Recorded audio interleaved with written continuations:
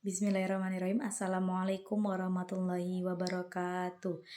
Izin memperkenalkan diri, nama saya Lucy Yunitasari dengan NIM 201230182, mahasiswi program studi pendidikan agama Islam semester 6. Baik, di sini saya akan menjelaskan lafadz yang tidak jelas maknanya, yaitu khafi dan muskil, untuk memenuhi tugas ujian akhir semester mata kuliah Ushul Fiqh 2, dosen pengampu Ibu Rina Juliana, MPD.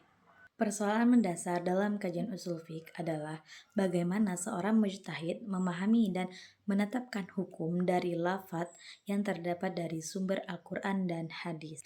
Para ulama usul fiqh, khususnya ulama Hanafiyah, membagi lafadz berdasarkan tingkat kejelasan maknanya itu menjadi dua. Yang pertama, lafadz wadi ad-dalalah yang jelas maknanya, dan yang kedua, lafadz ghairu wadi ad-dalalah, lafadz yang tidak jelas maknanya. Lafadz yang jelas maknanya wadi ad-dalalah itu ada 4 bagian. Ada zahir, nas, muhkam, dan mufassar. Sedangkan lafadz yang tidak jelas maknanya itu ada 4 juga. Yang pertama ada kahfi, muskil, mujmal, dan mutasyabih. Nah, pada kesempatan kali ini kita akan membahas lafadz yang tidak jelas maknanya, yang khafi dan muskil. Pertama, kita akan membahas tentang pengertian khafi dan muskil. Tingkat perbedaan khafi dan muskil itu ada pada faktor eksternal dan faktor internalnya. Khafi secara bahasa itu artinya ringan. Berarti khafi dalam tingkatan lafadz yang tidak jelas maknanya itu ada tingkatan yang pertama, tingkatan yang paling ringan. Khafi secara bahasa adalah lafadz yang zahirnya jelas tetapi pada penerapan individu itu menjadi samar karena adanya faktor eksternal, bukan dari lafadz itu sendiri. Muskil secara bahasa berasal dari kata iskal yang artinya bercampur atau sulit dibedakan. Artinya dia ada 2 makna. Sedangkan secara istilah muskil adalah lafadz yang ketidakjelasan atau kesamarannya itu berasal dari lafadz itu sendiri, bukan dari luar. Artinya satu lafadz itu memiliki 2 arti atau makna ganda, sehingga pada lafadz muskil itu tidak dapat dipahami langsung oleh lafadz itu sendiri. Perlu yang namanya qarina khorijiyah atau keterangan dari luar. Baik, slide selanjutnya itu contoh penerapan dan metode penyelesaian. Pertama, pada lafadz khafi. Contoh lafadz khafi itu ada di surah Quran surah Al-Maidah ayat 38 pada lafadz as-sariku. As-sariku itu memiliki arti pencuri. Jelas ketika seorang pencuri itu maka dihukum dipotong tangannya. Tetapi apakah ketika ada lafadz an-nabash artinya pencopet, hukumannya juga sama dengan seorang as-sariku pencuri? Nah, lafadz yang tadi jelas as-sariku pencopet maka dihukum dipotong tangannya, tetapi menjadi samar ketika ada pada lafadz an-nabash pencopet.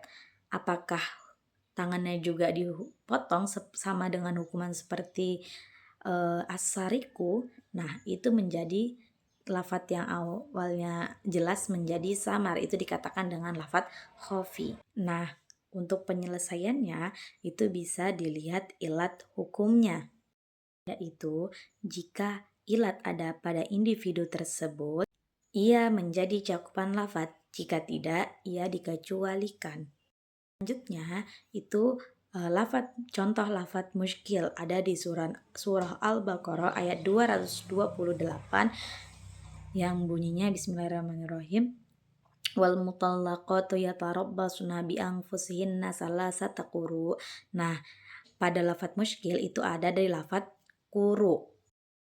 Pada lafadz quru itu ulama berbeda pendapat dalam mengartikan. Artinya Imam Syafi'i itu memaknai quru itu artinya suci, sedangkan Imam Hanafi itu memaknainya artinya haid. Nah, pada lafadz quru ini memiliki 2 arti, suci dan haid. Nah, inilah yang dikatakan dengan lafadz samar atau lafadz muskil karena dia memiliki 2 arti. Nah, untuk penyelesaiannya pada lafadz muskil itu harus meneliti dalil-dalil yang relevan sehingga dipilih mana dalil yang paling kuat dukungannya.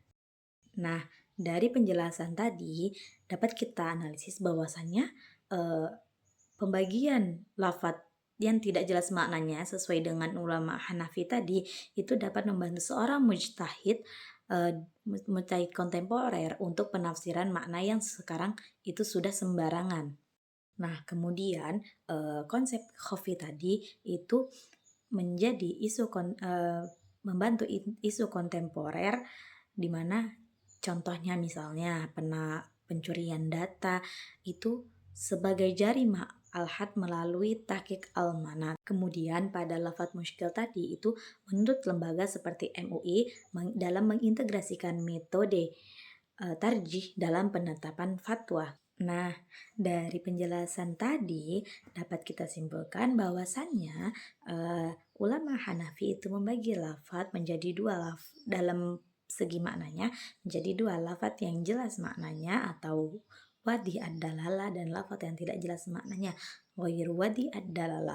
Masing-masing itu dibagi menjadi 4. Lafadz wadi ad-dalalah itu ada nas, zohir, mukam, dan mufassar. Lafadz yang tidak jelas maknanya itu ada khafi, muskil, mujmal, dan mutasyabih. Nah, yang kita bahas ini adalah lafadz khafi dan muskil.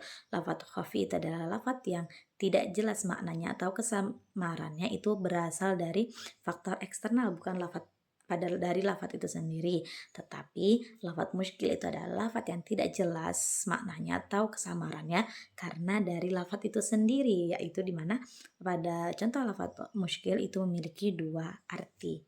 Sekian penjelasan video dari saya. Semoga dapat membantu kita semua dan bermanfaat bagi kita semua. Kurang lebihnya saya mohon maaf. Akhirul kalam, wassalamualaikum warahmatullahi wabarakatuh.